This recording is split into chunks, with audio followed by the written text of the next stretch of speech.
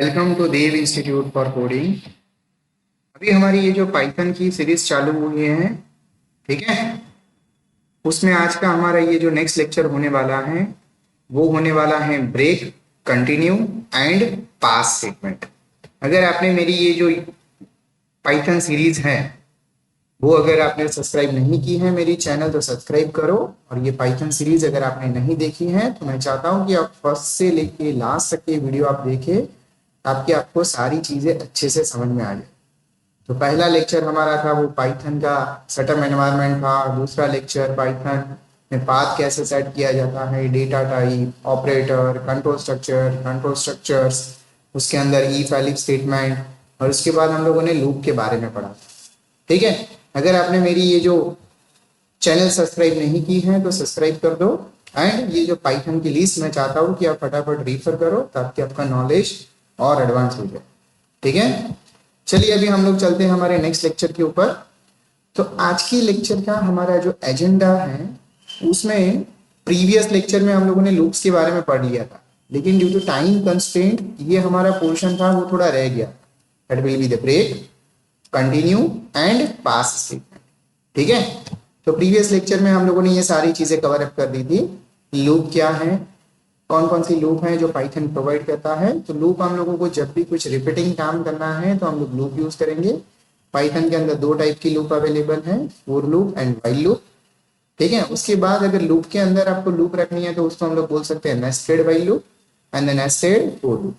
ऐसा जरूरी नहीं है कि आप व्हाइल के अंदर व्हाइल लूप ही यूज करो, आप व्हाइल के अंदर फॉर लूप यूज कर सकते हो। और इवन आप लूप के अंदर कंट्रोल स्ट्रक्चर भी यूज कर सकते हैं। ठीक है, आप लूप के अंदर कंट्रोल स्ट्रक्चर भी यूज कर सकते हो। ठीक है, लूप के अंदर आप कंट्रोल स्ट्रक्चर भी यूज कर सकते हैं, कोई प्रॉब्लम नहीं। और इवन कंट्रोल स्ट्रक्चर के अंदर लूप भी यूज हो सकती है।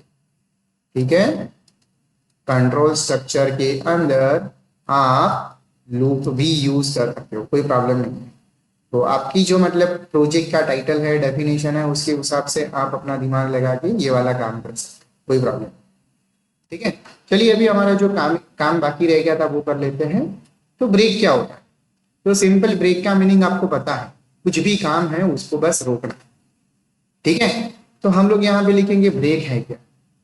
ठीक, तो ब्रेक का काम क्या है यहाँ पे?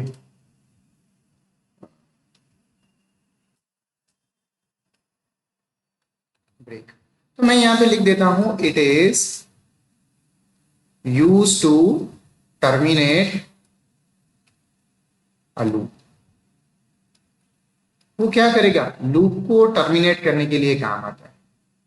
किस लिए काम आता है? लूप को टर्मिनेट करने के लिए। मैं यहाँ पे स्पेलिंग लिख देता हूं फिर से, टर्मिनेट। ठीक है, लूप को टर्मिनेट करने के लिए काम आता है। जो ब्रेक स्टेटमेंट है वो सिर्फ लूप को टर्मिनेट करने के लिए काम आता है। लाइक अभी मेरी जो लूप है वो 1 से लेके 10 तक जा रही है। लाइक मैं यहाँ पे लिख देता हूँ four I in range RANGE, और यहाँ पे मैंने लिख दिया है 10। तो मुझे पता है कि ये लूप है वो मेरी 0 से लेके कहाँ तक जाएगी? 9 तक जाएगी। ठीक है, हमने जो हमारे प्रीवियस लेक्चर में कवर अप किया है वो, अगर आपको नहीं पता है ये रेंज फंक्शन क्या है, रेंज कैसे काम करता है, तो आप मेरी प्रीवियस वीडियो एक्सेस कर सकते हो जिसमें मैंने ये रेंज के अंदर कितने पैरामीटर पास करने हैं वो भी डिटेल में बताया हुआ है। ठीक, ये रेंज फंक्शन क्या करता है? तो रेंज फंक्शन के अंदर मैंने यहाँ पे एक ही नंबर पास किया है, तो हम लोग बोल सकते हैं this one is a stop हमारा। ठीक है, स्टेप बाय डिफॉल्ट क्या होता है हमारा? 0। 0 से लेके कहां तक जाएगा वो? 10, मतलब 9 तक जाएगा, 10 नहीं लेगा। ठीक, तो यहां पे मैंने अगर लिख दिया होता प्रिंट और यहां पे मैंने लिख दिया होता आई, तो मुझे आंसर मिलता 0, 1, 2, 3, 4, 5, 6, 7, 8 और 9। ठीक, बट अगर किसी ने बोला होता कि नहीं भाई, भले ही ये मेरा जो रेंज फंक्शन है वो 0 से लेके 9 तक जाए, बट आपको 5 के बाद बंद कर देना। क्या है मेरा टास्क? 5 के बाद बंद कर देना है।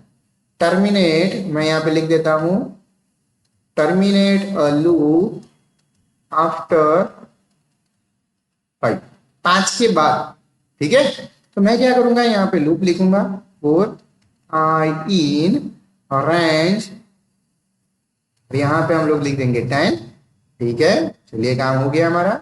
यहाँ पे मैं आता हूँ, यहाँ पे मैं क्या लिखूंगा, इफ, क्या लिखूंगा, 5 के बाद तो मेरी कंडीशन क्या होगी, यहाँ पे मेरी कंडीशन क्या होगी, आई इज ग्रेटर देन 5। अगर आई की वैल्यू मेरी 5 से ग्रेटर है तो मैं क्या लिखूंगा, यहाँ पे मैं बोलूंगा भाई ब्रेक कर दो। ठीक, 5 के ऊपर जाएगा तब, इसलिए मैंने लिखा ग्रेटर देन, 5 तक नहीं करना है, 5 से ऊपर, टर्मिनेट लूप आफ्टर 5, 5 के बाद 5 को लाना ही है, इसलिए मैंने यहाँ पे इक्वल टू नहीं लिखा। ठीक, और यहाँ पे मैं लिख दूंगा प्रिंट आई। तो ये मेरा क्या आंसर आएगा अभी, 0 1 2 3 4 एंड 5, ये मेरा यहाँ तक आंसर आएगा। ठीक, ये 5 के बाद मेरी लूप क्या हो जाएगी, टर्मिनेट हो जाएगी। आई बात समझ में, ये ब्रेक। चलिए आगे चलते हैं, अभी आई थिंक ब्रेक वाला आपको समझ में आ गया। आगे चलते हैं, अभी हम लोग यहाँ पे लिख देते हैं कंटिन्यू। क्या लिख देते हैं, कंटिन्यू। तो कंटिन्यू किस लिए काम आता है, तो यहाँ पे मैं बोल रहा हूं it is use to skip current iteration. क्या बोल रहा हूं यहाँ पे, करंट इटरेशन। ठीक है, वो करंट इटरेशन को स्किप करने के लिए काम आता है। अभी आप लोग बोलेंगे सर ये इटरेशन क्या है, तो इटरेशन इज नथिंग बट, हम लोग यहाँ पे ये जो लूप लिखते थे तो लूप के अंदर हमने लिखा आई इन रेंज 0 to 9, तो ये मेरा पहला इटरेशन है, मतलब पहली बार वो उसकी बॉडी एग्जीक्यूट करेगा। ये मेरा दूसरा इटरेशन है, मतलब दूसरी बार वो इटरेट हुआ। तीसरी बार वो बॉडी एग्जीक्यूट करेगा, मतलब वो तीसरी बार इटरेट हुआ। चौथी बार इटरेट, पांचवी बार इटरेट। तो ये जो इटरेशन हो रहा है, मतलब उसका जो बॉडी पार्ट एग्जीक्यूट हो रहा है, वो अगर आपको स्किप करवाना हो, ठीक है, तो आप क्या यूज करोगे, कंटिन्यू। तो सपोज किसी ने बोला है कि हाँ मैं ना 1 से लेके 10 तक, या फिर 0 से लेके 10 तक प्रिंट करवा दे, उसमें 5 को स्किप करवा दो। क्या करवा दो, 5 को स्किप करवा दो।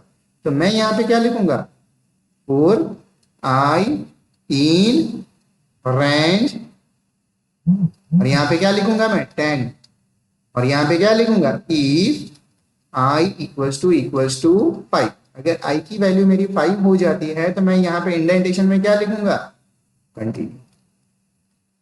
क्या लिखूंगा मैं, कंटिन्यू। ठीक है, और यहाँ पे मैं क्या लिखूंगा, प्रिंट आई। ठीक, तो ये मेरा क्या होगा, जब ये कंडीशन ट्रू होगी तो ये कंटिन्यू, कंटिन्यू कहाँ पे भेजेगा उसको, ऊपर। और ये वाला जो ब्रेक है वो उसको कहाँ पे भेजता था, लूप से बाहर। ठीक, वो लूप को टर्मिनेट करने के लिए काम आता है। ब्रेक टर्मिनेट करता है और कंटिन्यू क्या करवाता है, स्किप करता है। ठीक, तो यहाँ पे अगर मैं मेरा आउटपुट देखने जाऊं तो मेरे को आउटपुट मिलेगा 0।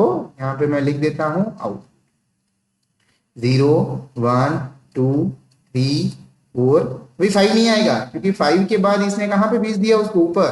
तो जैसे ऊपर भेजा तो ये प्रिंट हुआ ही नहीं, तो 5 नंबर प्रिंट होगा नहीं, मतलब 6 7 8 एंड।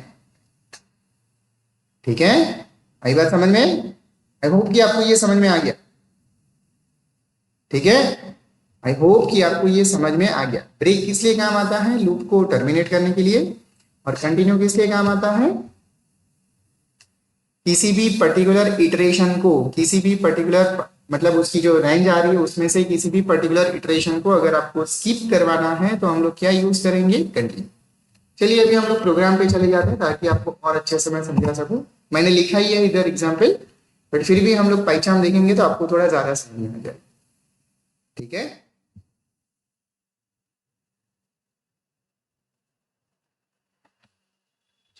पहले हम लोग क्या करेंगे, 1 से लेके 9 तक वैल्यू प्रिंट कराएंगे। जो हमारी जो नॉर्मल हमारी रेंज थी, ये वाला हम लोगों ने लूप वाला देखा था। मैं यहाँ से ये वाला हटा ही देता हूँ। ठीक है, अगर आपको लूप में नहीं समझ में आया तो आप मेरी प्रीवियस सीरीज देख सकते हो, प्रीवियस वीडियो। मैं यहाँ पे लिख देता हूँ टाइम। ठीक है, और यहाँ पे मैं क्या लिख दूंगा, प्रिंट आई। और यहाँ पे मैं देख सकता हूँ, यहाँ पे मैं एंड लिख देता हूँ। ये एंड क्या है वो आपको पता है। ठीक है, ये मेरी हिंट नहीं आ रही क्योंकि नीचे अभी ये वाला जो है ना लोडिंग हो रहा है, इसलिए मैं यहाँ पे लिख देता हूँ 6, ताकि क्या है मेरा जो आउटपुट है वो लंबा नीचे नीचे नीचे ना आए। ठीक, चलिए अभी स्टार्ट करते हैं, इसको रन करते हैं। तो ये मुझे आंसर देगा, बताइए आपको क्या आंसर मिलेगा, 0 1 2 3 4 5 6 7 8 9। अगर आपने 100 लिखा होता तो 0 से लेकर 100 तक जाता, बट अगर कोई बोलता है आपको 5 के बाद इसको टर्मिनेट करना, मैं यहाँ पे कंडीशन लिख दूंगा आई इज ग्रेटर देन 5। अगर आई की वैल्यू 5 से ग्रेटर है तो आप क्या करवा दो, उसको ब्रेक करवा दो। ठीक है, और ब्रेक क्या करेगा, ये बॉडी पार्ट से बाहर आ जाएगा, मतलब इधर आ जाएगा। ठीक, चलिए अभी चेक करते हैं सेम। ये देखो 5 के बाद आगे गया ही नहीं, 5 के बाद आगे ये गया ही नहीं। ठीक है, तो ब्रेक क्या करता है, हमारी लूप को टर्मिनेट करता है। आई होप कि आपको समझ में आ गया। हम कंटिन्यू कर देता है, मैं यहाँ पे लिखता हूँ कंटिन्यू, और यहाँ पे मैं लिख देता हूँ इक्वल्स टू इक्वल्स टू।